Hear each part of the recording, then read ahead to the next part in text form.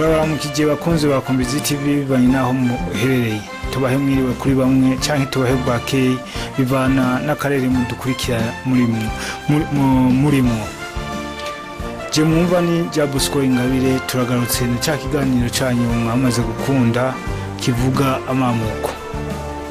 Bamwe muri mwebwe murazi yuko Kombizi TV ari chaîne ibihereza amakuru ajanye no kwishingira akazi, aho tubaha intahe za bamwe canke tukabaha amakuru ajanye no kwishingira akazi kubo byakunze canke kuba ariko barabikora. Ivyo bigatuma namwe bibafasha kugira ngo nimba ufise igikorwa kana kuri kurakora wumve ko ibyo uri kuracamo hari abandi babiciyemo imbere zawe, gutyo ukagira umwete kugira ngo twese turonke uburyo bwo kwifashisha bivuye mu maboko yacu, muturere amaboko. Imbere rero yuko ndabahereza ikiganiro cuno munsi, ingira ngo amasana amafoto muri ko murayaraba, narababwiye ko Kombizi TV ikirazana ibindi biganiro kijanye na amamuko. Ngira ndabasabe rero abataragira subscribe muyigire kugira ngo muze mubandanye muza murironkera amakuru tubashikiriza yabajanye n'iterambere, imibano, inkino n'ibindi. Uno munsi tugira tugaruke kumwe mu bishingiye akazi canka amamuko y'amafaranga yiwe yavuye hehe.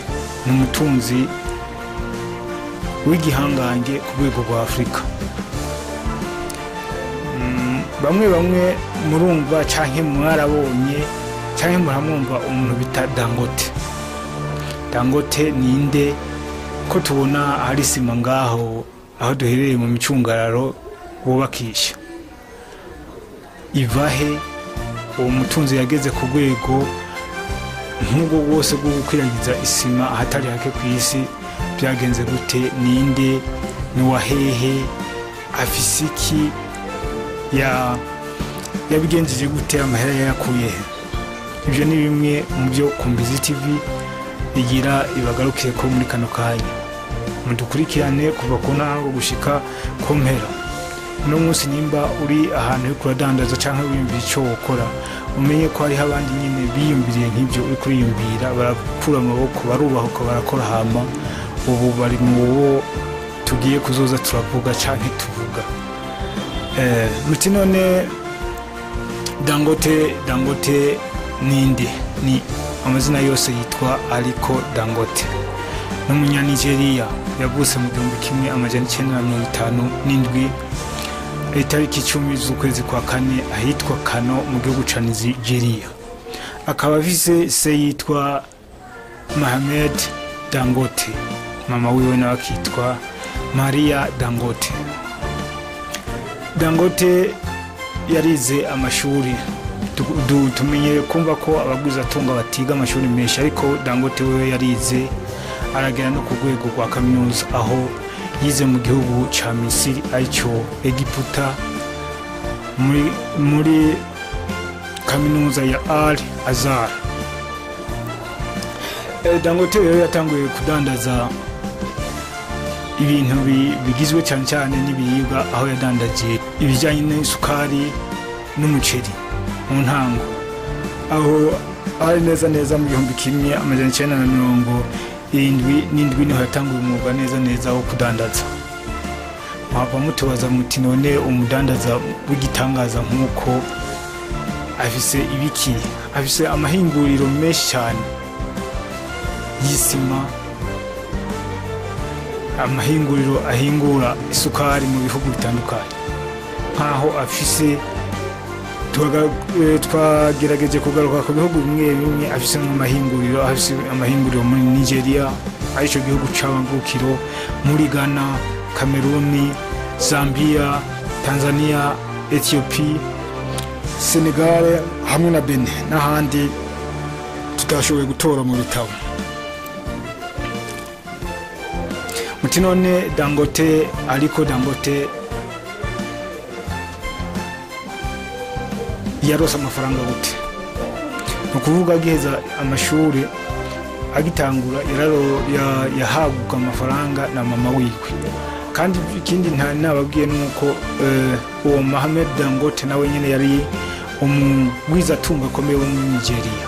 Hama rero ariko Dangote ari karakora mama wiwe agaheza kaza aramugurana amafaranga hamwe na Inasenge nawe nyene yari umutunzi akaheza kamugurana amafaranga gutyo Dangote nawe arashobora gutera imbere.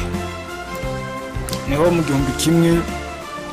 1981 yashinze societe ikomeye yitwa Dangote Group. Murabona kuri iyo amasima ino mu Burundi bavuga bati duhe isima ya Dangote kubera ubukomezi bwayo, ntahandi yamuka atari kuwo mugwiza tunga ariko Dangote. Canke ikigo cy'ubudandaji ciyo cyitwa Dangote Group. Hampande aho aramaze gushinga niyo bita Dangote Foundation. Dangote rero ni umugabo w'umunyanigeriya yibarutse yubakanye n'uwo bita Maria Dangote. Muraja gutangara mwumvise ayo mazina agumagaruka kuko aho biri hose mu bitabo usanga Inasenge Dangote, nyina Dangote, ugasanga abana bose bajya bitwa bari kamazina ya Dangote. Aho yibarutse afise abana batatu b'abakobwa bonyene. Uwa mbere akaba ari Fatima Dangote, uwa kabiri ni Maria Dangote, uwa gatatu ni Zara Dangote.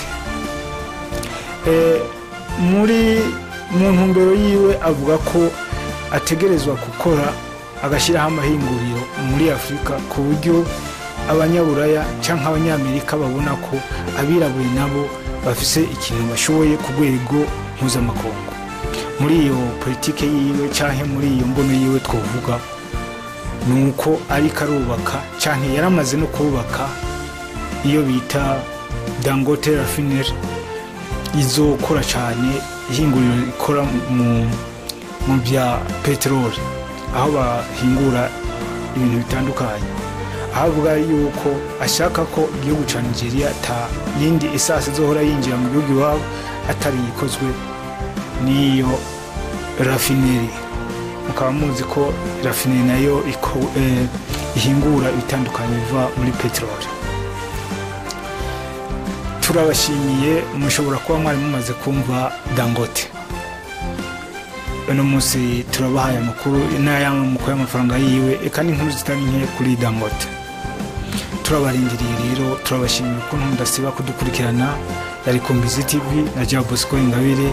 Abataragira subscribe no tubibutse mubandanye muyigira kugira ngo tubandanye tubaronderera ayandi makuru. Umenye ko namwe ari gukura amaboko mu mpuzu, natwe twese ari gukura amaboko mu mpuzu tukagira ururirimbo rw'iterambere. Birashoboka.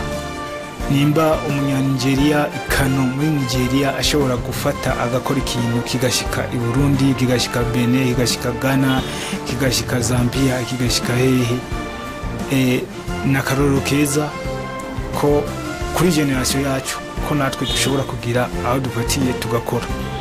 Murakoze rero, ibiganiro byacu n'ikiganiro amamuko kizobandanya nahanyeho muri ho kutwandikira muri commentaire kugira ngo mutubwire mbega tuzobayagire amamuko iki.